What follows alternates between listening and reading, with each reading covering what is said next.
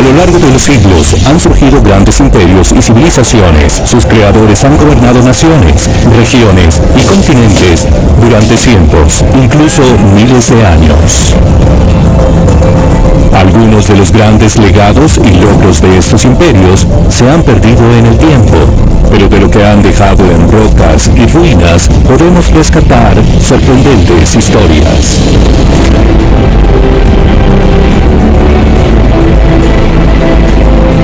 En este episodio, exploramos la extraordinaria historia y los asombrosos logros de, quizás, la mayor de las civilizaciones precolombinas de las Américas, los antiguos mayas.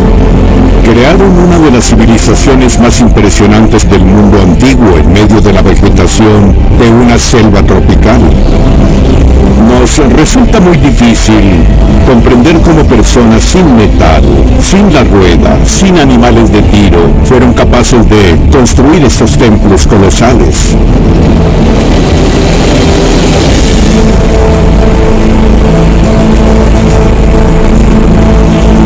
Por más de 1000 años, desde alrededor del siglo V después de Cristo, los antiguos mayas prosperaron en Centroamérica como una de las civilizaciones más magníficas del mundo, hasta que la conquista española en el siglo XVI puso fin a su grandeza.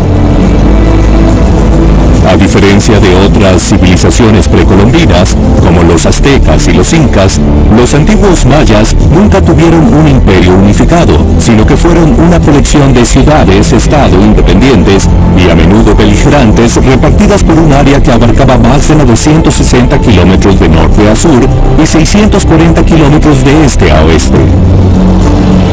En este episodio viajaremos en el tiempo para explorar más de 1000 años de historia maya antigua, a través de las extraordinarias historias de sus más grandiosas ciudades.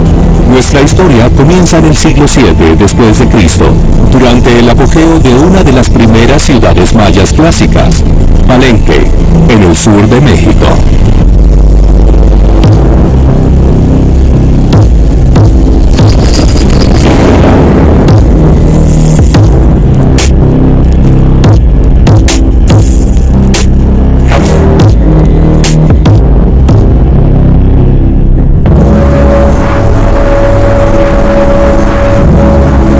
Palenque estaba en su apogeo durante el siglo VII después de Cristo, cuando casi todos los grandes edificios que quedan en la actualidad fueron construidos, la mayoría durante el largo reinado del rey Bacal el Grande, que gobernó Palenque desde 615 hasta 683 después de Cristo.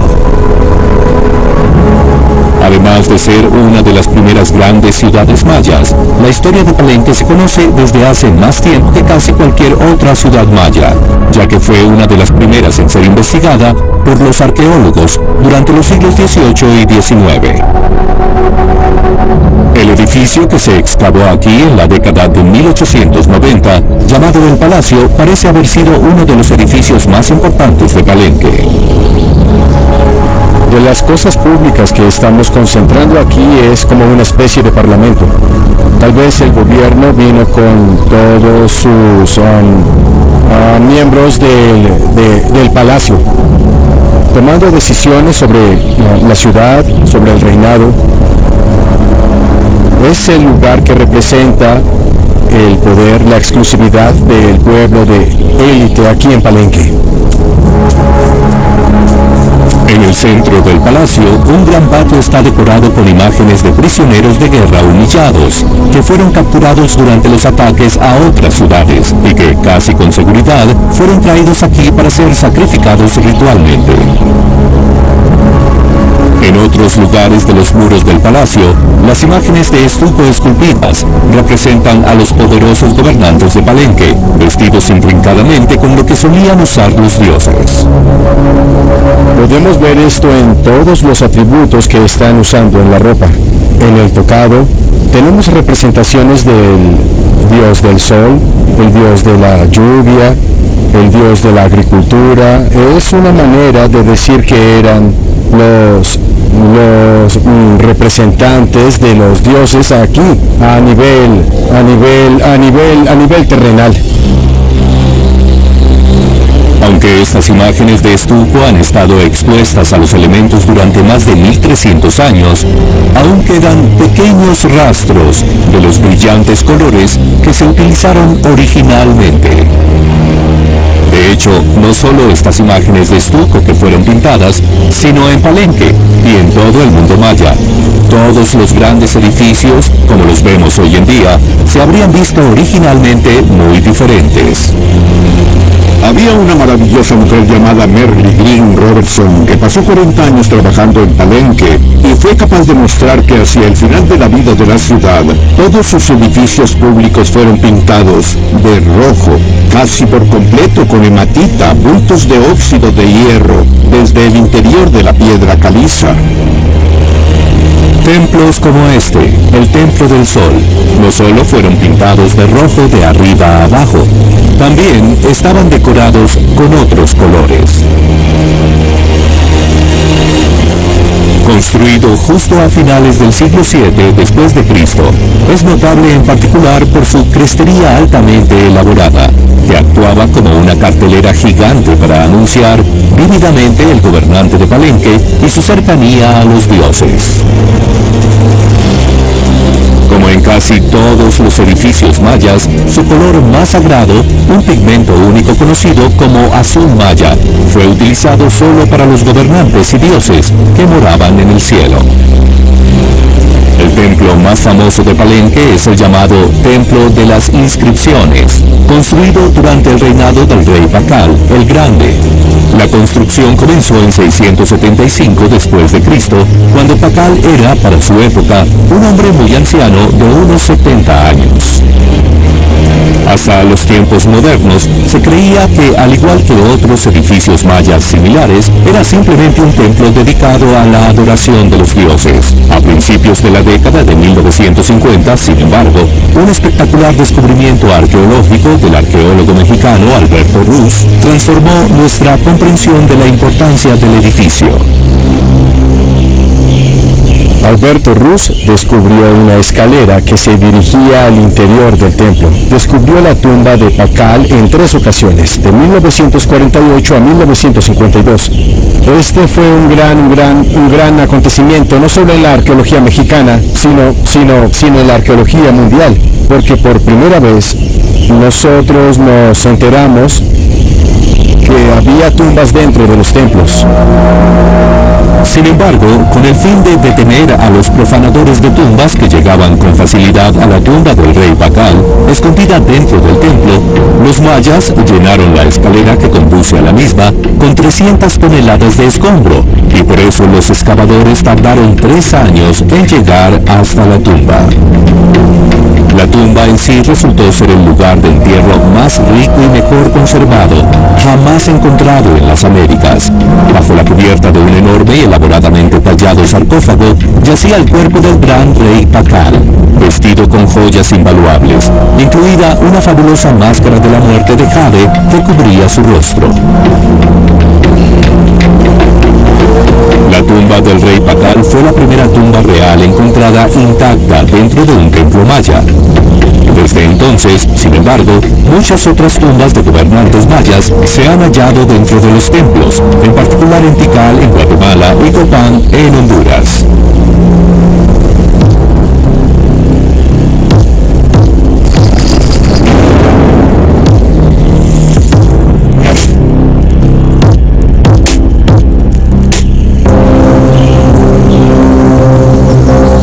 Situada en el actual Honduras, Copán en tiempos antiguos era una ciudad fronteriza de tamaño medio en la extrema frontera sur de la región maya, rodeada de otros pueblos. Con una población estimada de al menos 20.000, el apogeo de Copán fue a principios del siglo VIII después de Cristo, durante el gobierno de un rey conocido como 18 Conejo. La mayoría de los grandes edificios de Copán, como los vemos hoy, fueron construidos durante su reinado. Sin embargo, 2 templos construidos por 18 Conejo se han descubierto en los últimos tiempos que contienen las tumbas de reyes anteriores de Copán. Este en particular contiene la tumba del primer rey de Copán, conocido como Yaxcucmo, que fundó la ciudad en el siglo V después de Cristo. Esto es importante porque los textos jeroglíficos de 4 siglos más tarde en Copán habían hablado de este rey como el fundador, y muchos arqueólogos habían dicho, no, esto es solo fantasía, él no fue más que un jefe amateur, si es que en realidad existió. Lo que encontramos con la tumba de Yaxcucmo es que en realidad sí existió. Sus fechas, su nombre, su carrera llegaron a nosotros a lo largo de 4 siglos, y sabemos que los mayas decían la verdad en sus escritos. La tumba del 12º rey de Copán, por su parte, también ha sido encontrada enterrada bajo la escalinata jeroglífica del monumento más famoso de Copán. Construido por 18 Conejo, el 13º rey de Copán, en la parte superior de la tumba de su predecesor, es el texto jeroglífico maya más largo conocido, con hasta 2000 glifos recientemente descifrados. Esta es la mayor pieza de propaganda en Copán y una de las más grandes del mundo maya. Cuenta la historia de los reyes de Copán, desde el fundador Yaxcucmo hasta el 15º rey, que fue el que terminó esa escalinata jeroglífica que vemos aquí. El 12º rey de Copán está enterrado bajo esa escalinata jeroglífica. Así que es posible que el 12º rey de Copán no haya sido aceptado por todos en la ciudad de Copán. Puede ser que este rey no fuera un auténtico maya, o al menos no fuera considerado por los demás como tal. Así que es una total pieza de propaganda colocar al 12º rey de Copán y a su sucesor dentro de la línea de legitimidad dada a los reyes. El 13º rey de Copán, al que conocemos como 18 Conejo, era sin duda el rey más grande de la ciudad de Copán, pero infortunadamente tuvo que lidiar con muchos problemas. Fue él quien empezó toda esta propaganda para decir, no hay problema, todo está bien. Por los 40 años restantes del reinado de 18 Conejo, Copán prosperó como nunca antes, pero al final de su reinado, la profundización del conflicto con las ciudades mayas vecinas presagiaban la inminente caída de la ciudad. Hubo un conflicto con Quiriguá. 18 Conejo cayó prisionero del rey de Quiriguá y fue sacrificado justo allí, y desde su muerte en el año 738, ese fue el principio del fin de la ciudad de Copán. Habría 4 reyes más de Copán, pero los días de gloria de la ciudad pronto terminarían. En menos de 100 años de la muerte de 18 Conejo, la gran ciudad-estado se derrumbó poco después del 800 después de Cristo. Nadie sabe con certeza el porqué. Las posibilidades incluyen la guerra civil, sobrepoblación, sequía extrema, hambruna o enfermedades. Pero por cualquier razón, las ruinas abandonadas de Copán fueron devoradas por la selva en poco tiempo, desapareciendo del mundo por casi 1000 años hasta su eventual redescubrimiento. El colapso de la civilización maya clásica en general es uno de los grandes misterios debatidos. Hay tantas teorías como arqueólogos mayas. Pudo haber una población que siguió viva allí durante décadas, después del último registro que tenemos de presencia real. Así que creo que mientras la historia puede estar incompleta, los propios mayas siempre han sobrevivido. ¿Y por qué la civilización se truncó en la cúspide? ¿Por qué perdieron su supremacía? Es algo que aún está en discusión. No solo Copán, sino muchas otras grandes ciudades mayas se derrumbaron sin explicación alguna alrededor del siglo IX después de Cristo, lo que enigmáticamente fue justo después de haber alcanzado su mayor poder y esplendor. Tal vez la más magnífica de todas estas ciudades condenadas fue Tikal, en la Guatemala moderna.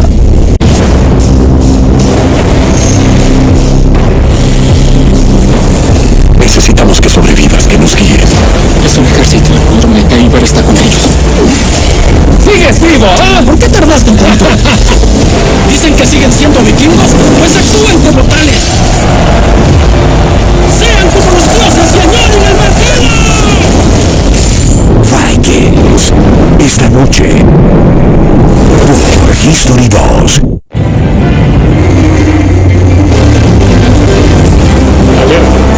es un tren, está en Mercado Libre.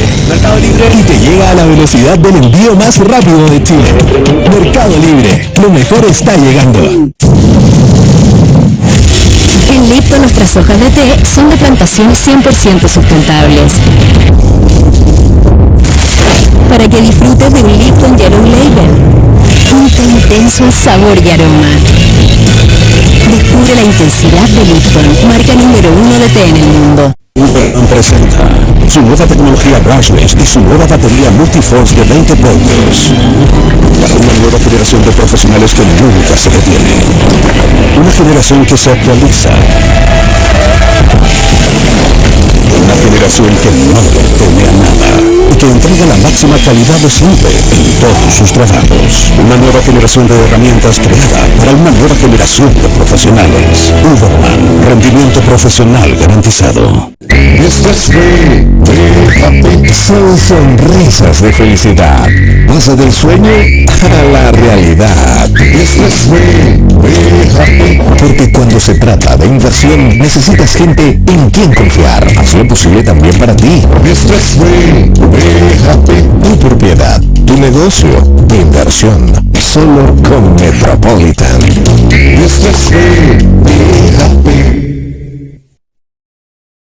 Escucha, candela, candela, candela, candela, candela, candela, candela, solo éxitos. Candela, candela, candela, candela, candela, candela, candela, candela, candela, candela, solo éxitos. Candela, candela, candela, candela, candela, candela, candela, candela, candela, candela, solo éxitos. En Lipton nuestras hojas de té son de plantaciones 100% sustentables. Para que disfrutes de un Lipton Yellow Label, un té intenso en sabor y aroma. Descubre la intensidad de Lipton, marca número 1 de té en el mundo.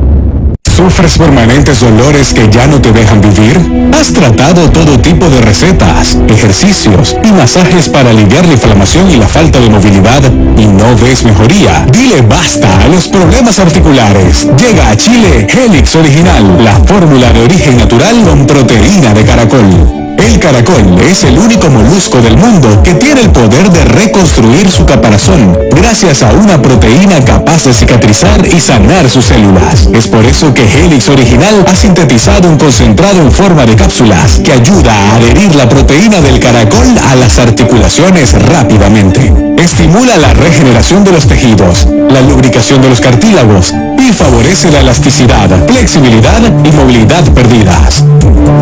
Yo te puedo decir que hay una solución para los dolores articulares y es Helix Original.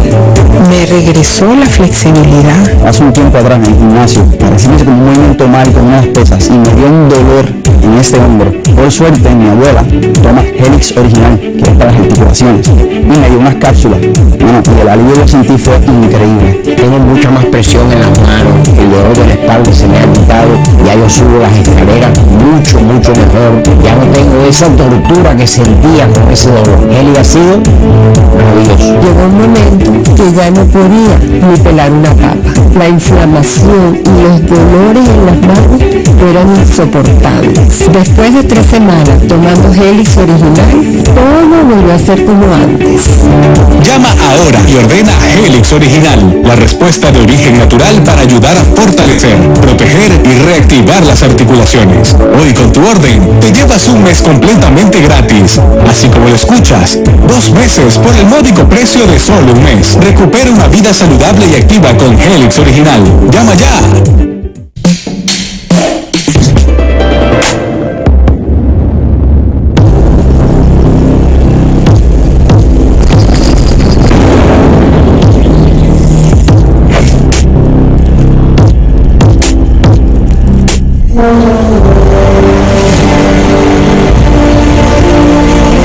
Mucho más grande y poderosa que su aliada subordinada, Copán, Tikal había sido una importante ciudad durante siglos antes del ascenso de Copán a la prominencia.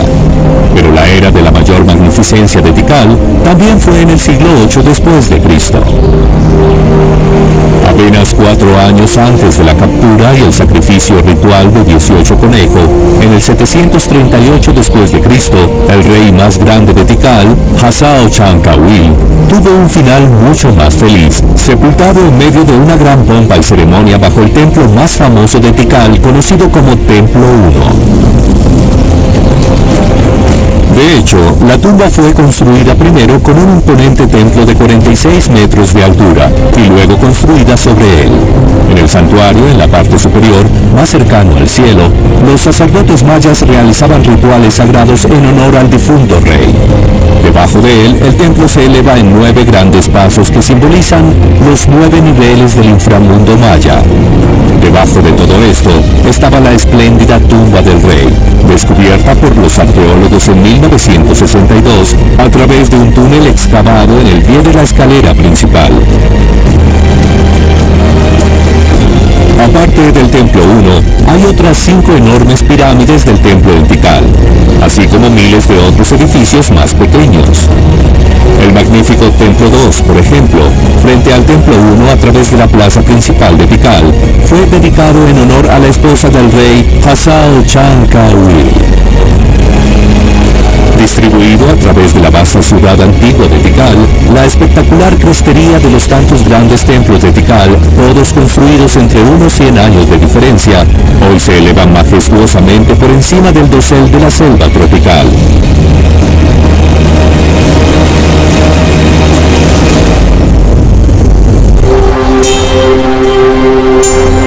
Sin embargo, hasta el redescubrimiento moderno de la ciudad perdida de Tikal a mediados del siglo XIX, todos estos grandes templos habían sido consumidos bajo el crecimiento excesivo de la selva durante al menos 1000 años, desde el misterioso colapso de Tikal y muchas otras grandes ciudades mayas antiguas alrededor del 900 después de Cristo. Estas extraordinarias fotografías de Tikal fueron tomadas en la década de 1880 por el arqueólogo británico Alfred Musley, quien con la ayuda de un enorme equipo de trabajadores que cortaron la selva, fue el primero en despejar el sitio para que los grandes monumentos antiguos de Tikal pudieran ser estudiados. Alfred Mosley es prácticamente el comienzo de la arqueología maya aquí en Tikal. Hay casi 3.000 estructuras arqueológicas identificadas como parte de la zona principal de la antigua ciudad de Tikal. Sin duda que para Guatemala es el sitio arqueológico más grande, considerado clave en la historia de la civilización maya. La cantidad de personas concentradas aquí en tiempos clásicos se estima alrededor de 70.000, quizás más. Habían comerciantes, habían guerreros, habían campesinos, diferentes tipos de artesanos trabajando para la élite. Los mayas lograron estar aquí por más de 1200 años. Eso es un indicio de lo exitoso que fueron. Dada la extraordinaria cantidad de tiempo en la que la civilización prosperó en Tikal, resulta aún más misterioso que su final, cuando llegó, fue tan repentino. Escondido bajo la envolvente selva, el Templo 3, que para entonces estaba sin excavar por completo, fue el último gran edificio construido en Tikal en el 810 después de Cristo. Con una altura de 55 metros, la magnífica crestería del templo proclamó con orgullo la supremacía del gobernante que lo creó. Sin embargo, casi tan pronto como se construyó el templo, el poder de la gran ciudad de Tikal comenzó a desmoronarse a su alrededor. Pronto, abandonada en pocas décadas, la ciudad descubierta de Tikal comenzó a ser devorada por la selva. El abandono no fue un evento que ocurrió solo en Tikal, fue algo que ocurrió en muchas otras ciudades. Hace varios años, arqueólogos y antropólogos intentaban explicar el colapso maya solo en términos de una causa: un terremoto, enfermedades, guerras, pero ahora según la evidencia arqueológica, aunque también con evidencia epigráfica y otro tipo de fuentes, ahora podemos entender que el evento del colapso fue una combinación de varios factores. Sin embargo, se cree que la más importante de las múltiples causas del colapso maya fue el medio ambiente. Lo que ahora decimos es que sabemos que había más mayas que nunca antes, viviendo en más ciudades que nunca y más hacinados en un solo lugar que nunca antes. Así que había un inmenso estrés puesto sobre el medio ambiente y sobre el sistema económico. Y mi sospecha es que hubo un punto de inflexión, el cual bien pudo haber sido una serie de sequías a finales del siglo VIII o principios del IX, que hicieron que algunas de estas ciudades ya no fueran habitables en el nivel de densidad y complejidad que éstas habían logrado. Una de las principales causas de las grandes sequías, al parecer, fue la deforestación. Amplias áreas de bosque fueron despejadas para cultivar alimentos para las enormes poblaciones de Tikal y otras ciudades, y también para proporcionar leña y materiales de construcción. Al final, es posible que los mayas de las grandes ciudades de Tikal, Copán y Palenque hayan sido víctimas de su propio éxito. Sus grandes ambiciones ya no podían ser sustentadas por el medio ambiente. Curiosamente, sin embargo, el colapso maya clásico en el siglo IX después de Cristo generalmente solo afectó a las ciudades en las regiones meridional y central. Las ciudades mayas del norte y Yucatán, en el México moderno, fueron capaces de sobrevivir un poco más. Por ejemplo, la hermosa ciudad de Uxmal.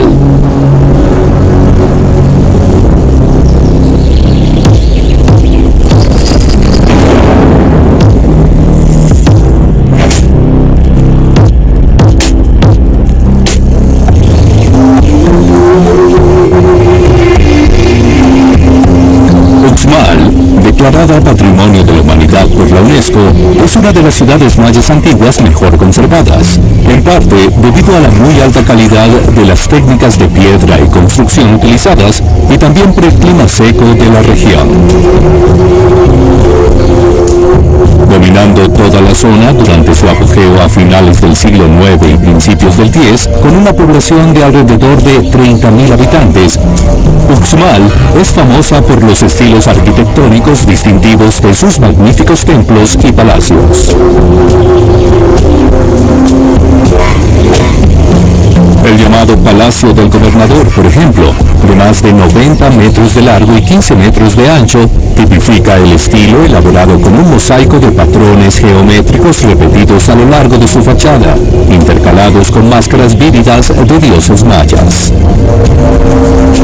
Está decorado con el friso continuo más largo de la piedra de mosaico en el área maya. En realidad no sabemos para qué se utilizó, aunque es el más obvio candidato para ser el palacio real de los reyes de Uxmal. Levantado en una gran plataforma con el fin de dominar la ciudad, notablemente, se estima que 500.000 de toneladas de tierra y rocas fueron movidos con el fin de crear la base sobre la que se encuentra el Palacio del Gobernador.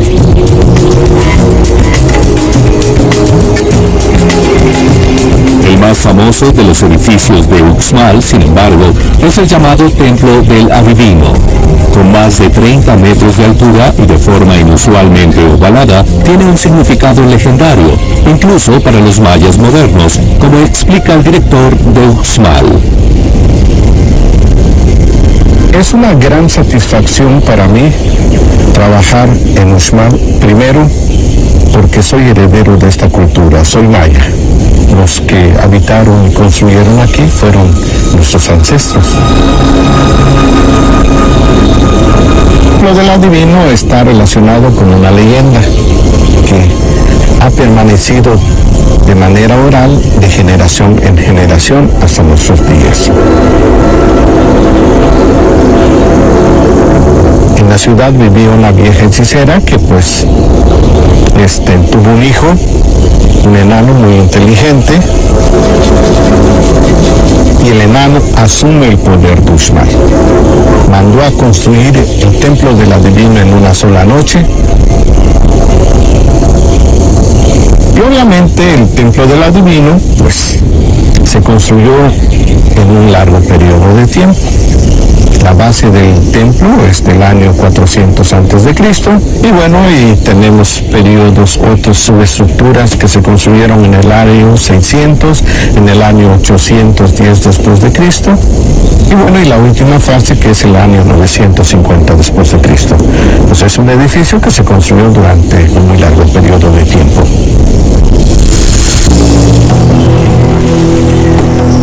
A lo largo de los 4 siglos en que la ciudad prosperó, un dios por encima de todos los demás fue específicamente venerado en Uxmal, Chak, el dios de la lluvia.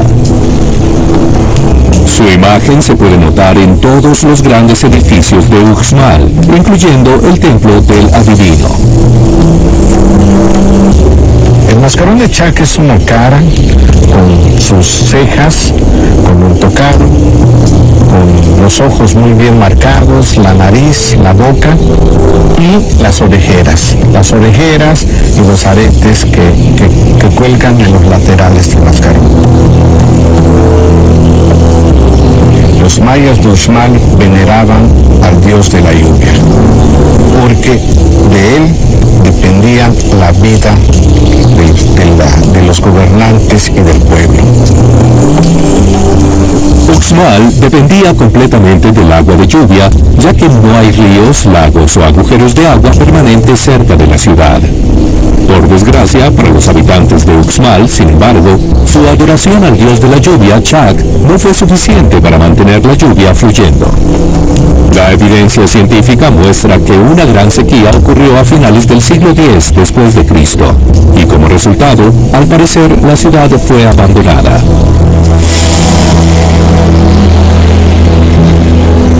A pesar del colapso de las grandes ciudades mayas de Palenque, Copán, Tikal y Uxmal, a finales del siglo X después de Cristo, todavía había una magnífica ciudad maya cuyos mejores días estaban por venir. Una de las ciudades mayas más famosas y espectaculares, Chichén Itzá.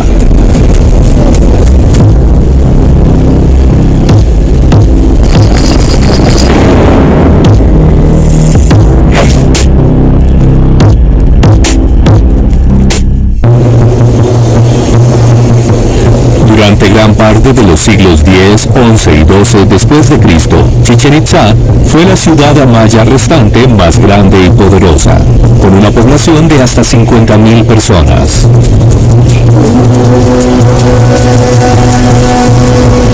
Los muchos edificios ceremoniales espectaculares de la ciudad se extienden en una extensa área de más de 5 kilómetros cuadrados.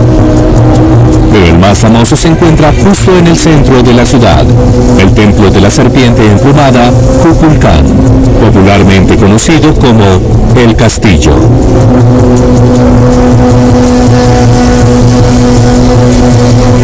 El castillo es uno de los monumentos más importantes del sitio porque representa el centro del universo para el mundo maya.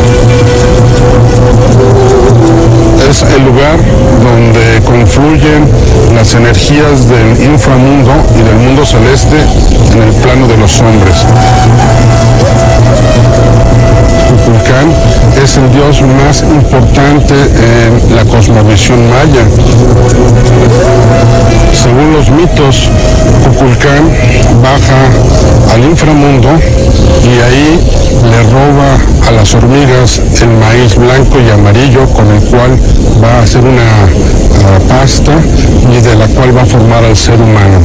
También en su viaje al inframundo trae los huesos de los antepasados, trae el tiempo y por ello el calendario. Entonces podríamos decir que el castillo es un monumento dedicado al tiempo, al cosmos. Al igual que casi todas las culturas antiguas, los mayas dependían de una buena agricultura para sostener su civilización, y en consecuencia, era de vital importancia poder calcular con precisión las estaciones anuales. Por ello es que llevaban un cómputo muy exacto de los ciclos solares, de la luna, de Venus y de algunos otros astros en el cielo. Erguido sobre 9 plataformas que representan los 9 niveles del inframundo maya, el templo en la cima del castillo fue donde se hicieron las observaciones del Sol y otros cuerpos celestiales. Simbólicamente, es significativo que cada una de las 4 escaleras hasta el templo tenga 91 escalones. 91 multiplicado por 4 es 364, y al agregar 1 para el paso final o plataforma en la que se levanta el templo, se obtiene 365, el número de días del año solar.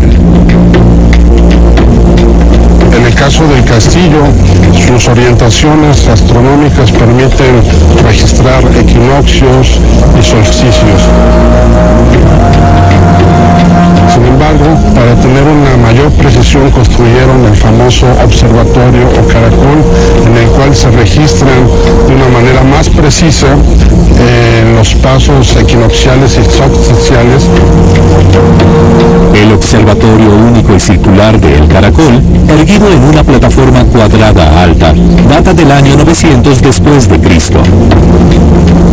Según las observaciones astronómicas hechas en El Caracol, se cree que los sacerdotes y gobernantes de Chichén Itzá decretaron los tiempos para la siembra y cosecha de cultivos, así como para importantes ceremonias anuales. Las observaciones parecen hacerse a través de una serie de pequeñas ventanas alineadas con eventos astronómicos significativos.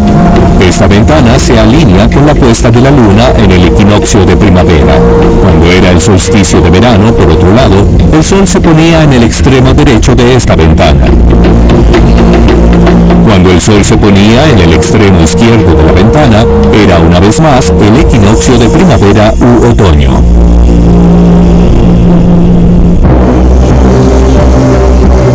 Para su época, los mayas fueron sin duda grandes astrónomos, capaces de identificar con precisión el cambio de las estaciones. Pero había otro lado mucho más oscuro en su determinación de hacer todo lo posible para asegurar buenas cosechas. Mirando desde arriba, cada una de las puertas principales del observatorio son máscaras del dios de la lluvia, Shak, de cuyos caprichos también dependía una exitosa agricultura. Con el fin de alentar a Shak a mantener la lluvia fluyendo y evitar sequías desastrosas, los sacerdotes mayas llevaron a cabo un gran número de espantosos sacrificios humanos. Muchas de las víctimas fueron arrojadas a este llamado cenote sagrado.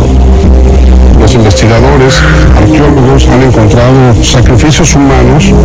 Se había supuesto que solamente eran doncellas, pero los restos óseos nos hablan de que había hombres, mujeres, niños, ancianos de todas las edades, no necesariamente doncellas vírgenes.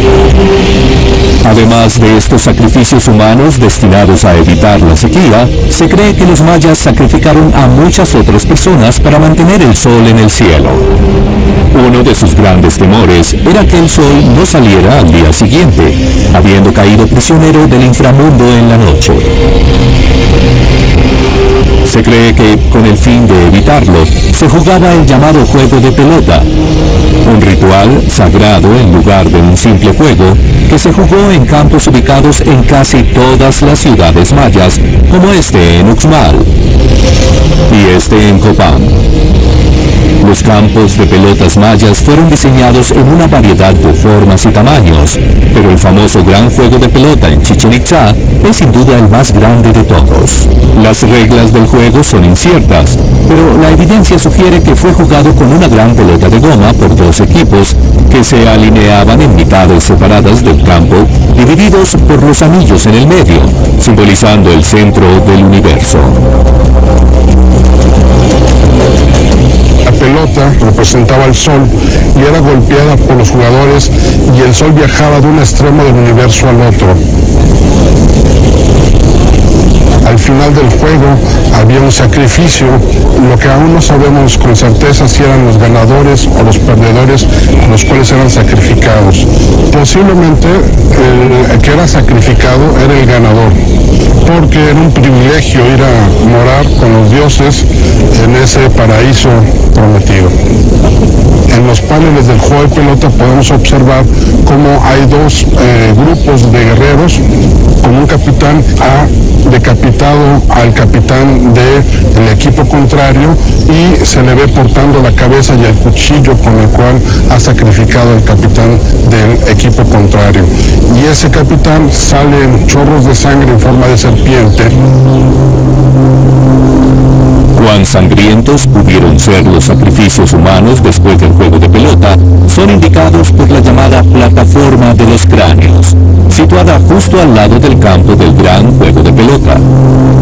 Se cree que aquí los sacerdotes mayas colocaron las cabezas cortadas no solo de los jugadores de pelota sacrificados, sino de numerosos cautivos y prisioneros de guerra que podrían ser sacrificados al mismo tiempo. La decapitación era un medio de sacrificio, y sabemos que otro medio era extraer el corazón, con la víctima doblada hacia atrás sobre un altar, para que el cuchillo cortara justo debajo de la caja torácica. El sacerdote llegaba a la cavidad torácica usando un cuchillo para cortar a través de los vasos sanguíneos y extraer el corazón. Esto y la decapitación eran una forma de comunicarse con los dioses, ofreciendo sangre. Presuntamente satisfechos por las ofrendas de la sangre de la víctima del sacrificio, los dioses mayas continuaron manteniendo el sol en el cielo, brillando sobre el poderío de Chichén Itzá. Chichén Itzá fue fuerte y poderosa durante más o menos un par de siglos, pero a principios del siglo XIII estaba en declive extremo y terminó siendo abandonada como las grandes ciudades clásicas de Palenque, Copán, Tikal y Uxmal. La era dorada de los antiguos mayas ya había terminado unos 300 años antes que la conquista española finalmente selló el destino de las pocas ciudades mayas que quedaron. Una de las pocas ciudades mayas que aún prosperaba cuando los conquistadores españoles llegaron a principios del siglo XVI fue Tulum, en la costa caribeña de la península de Yucatán.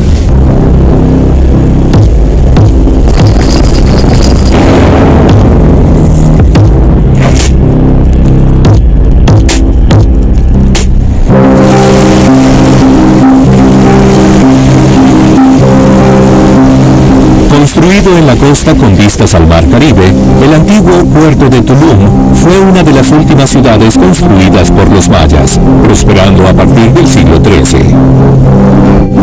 Con una pequeña población de solo unos pocos miles, era una ciudad mercante que progresó gracias a los beneficios del comercio costero.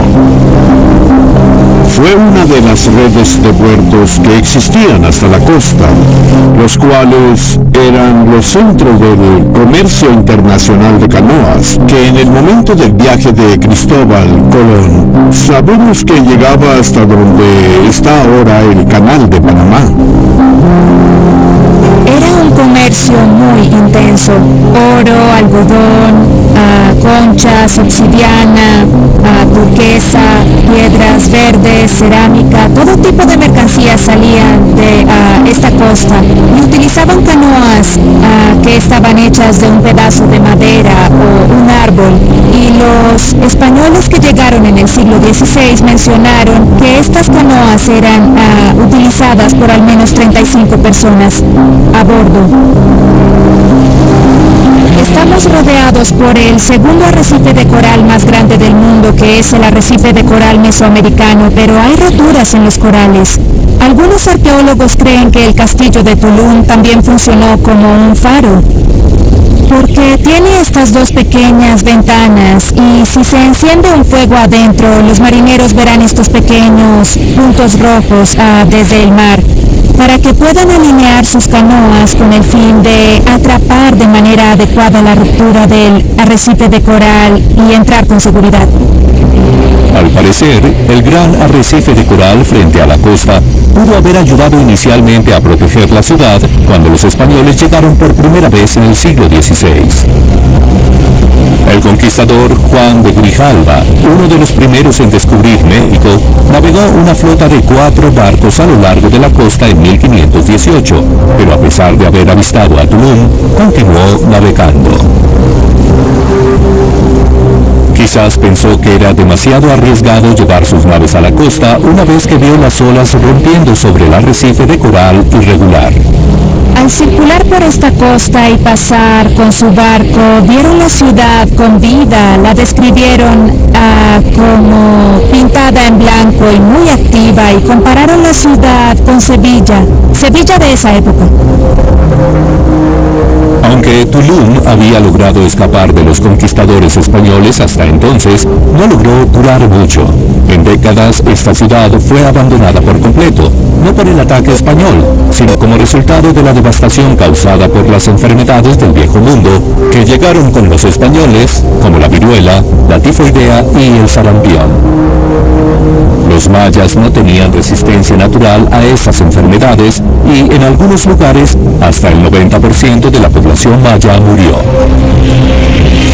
Aquellos que no se sometieron a la enfermedad fácilmente podrían ser sometidos de igual forma por las armas, y a mediados del siglo XVI, los españoles estaban a punto de conquistar casi toda la región maya, desde Yucatán en el norte hasta las tierras altas guatemaltecas en el sur.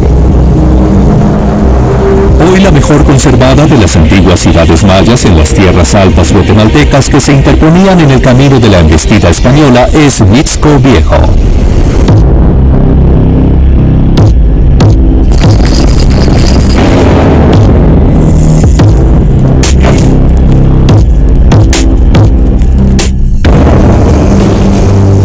Situada en la cima de un elevado cerro rodeado de profundos barrancos, Mixco Viejo era una ciudad muy reciente en la época de la conquista española, fundada menos de 100 años antes. Al igual que un número de otras ciudades mayas en la región, fue construida en un lugar con defensas muy adecuadas, ya que justo antes de la conquista española había una gran cantidad de conflicto entre diferentes reinos mayas locales.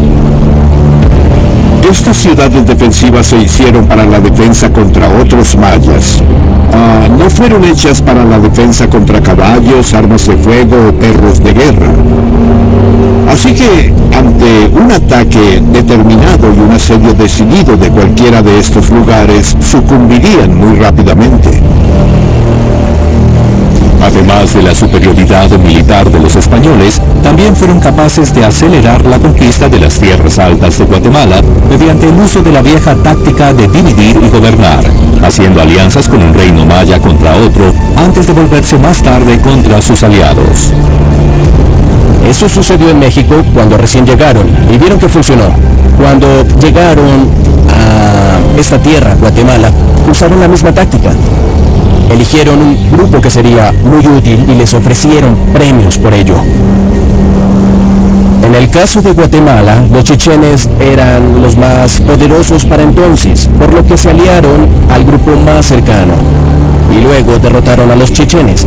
Pero poco después, los españoles no cumplieron su oferta a sus aliados y así comenzó la rebelión. Gobernantes de Mixco Viejo en particular unieron fuerzas con los españoles en 1524 con el fin de derrotar a sus enemigos chichenes, pero fueron tan maltratados por los españoles que se rebelaron en solo 6 meses.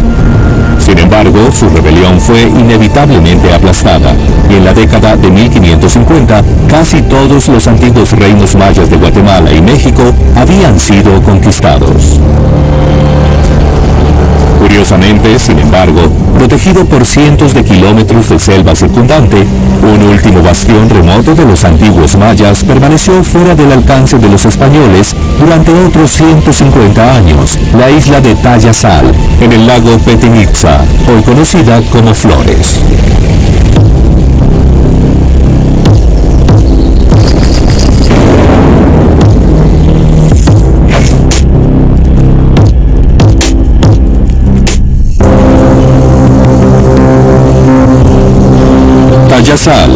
moderna ciudad de Flores, hermosamente ubicada en una isla en medio del lago Petén Itzá, fue hasta 1697 la capital del pueblo Itzá, el último reino maya antiguo no conquistado. Rodeada por una enorme área de selva prácticamente impenetrable, la lejanía de Tayasal le permitió sobrevivir más de un siglo que cualquier otra gran ciudad maya. Realmente sobrevivió por descuido benigno, hasta que los españoles decidieron que harían algo sobre lo que se sabía que era un reino independiente y más aún un refugio para disidentes de las zonas españolas muy cerca de Yucatán. Tras decidir que la resistencia de Tayasal debía ser aplastada, los españoles construyeron una carretera a través de la selva en la década de 1690 para permitir que un ejército avanzara. Con la esperanza de evitar la batalla, sin embargo, un número de misioneros primero siguió adelante con el fin de persuadir al orgulloso gobernante de Tayasal, el rey Canek, de convertirse al cristianismo y someterse pacíficamente al dominio español. Los misioneros franciscanos llegaron a Tayasal, pero él era absolutamente leal a sus dioses y no estaba interesado en oír sobre el cristianismo. Con eso rechazó la visita, pero en un acto de furia del sacerdote, llegaron a lo que hoy es la isla de Flores y destruyeron a los ídolos que estaban frente al templo principal de la ciudad. Enfurecido, el rey Canek ordenó expulsar a los misioneros de la ciudad. En poco tiempo, no obstante, regresaron para intentar por última vez persuadirlo para que se convirtiera.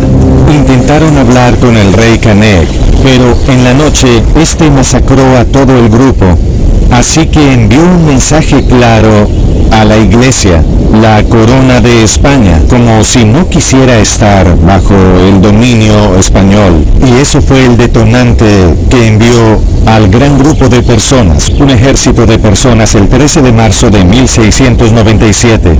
Y vienen no pacíficamente, sino en una gran guerra contra el pueblo de Tayasal y el rey Canek.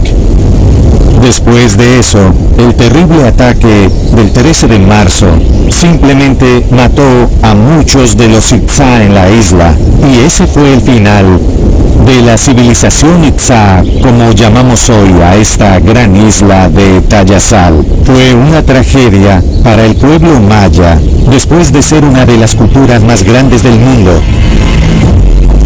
El antiguo templo maya de Tayasal fue demolido después de la captura de la ciudad, y en su lugar, de origen exacto, la iglesia católica fue construida sobre sus ruinas, con la intención de enterrar el pasado pagano para siempre.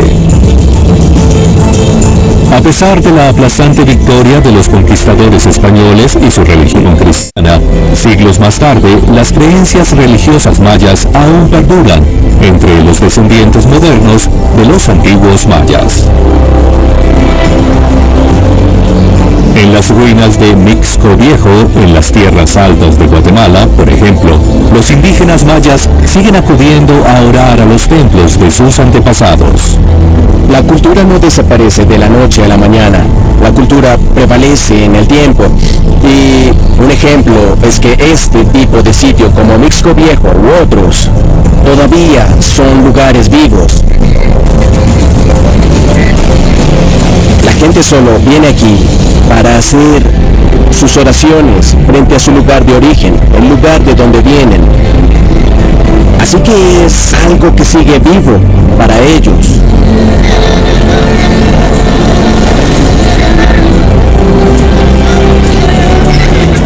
De hecho, para los arqueólogos e historiadores de los antiguos mayas, la cultura viva de los mayas de la actualidad es a menudo de gran ayuda para interpretar lo que de otra manera sería un mundo completamente desaparecido. La civilización maya clásica ha desaparecido por más de 1000 años. Pero los propios mayas han sobrevivido, hay 6 millones de ellos, siguen hablando 28 idiomas. Su cultura y su lenguaje son claves para tratar de entender la cultura de sus antepasados. Hoy en día, en toda la región, la cultura maya perdura, mientras que las espectaculares ruinas de los antiguos mayas son un agradable recordatorio para su pueblo actual que sus antepasados alguna vez gobernaron esta tierra y crearon una de las civilizaciones más grandes del mundo.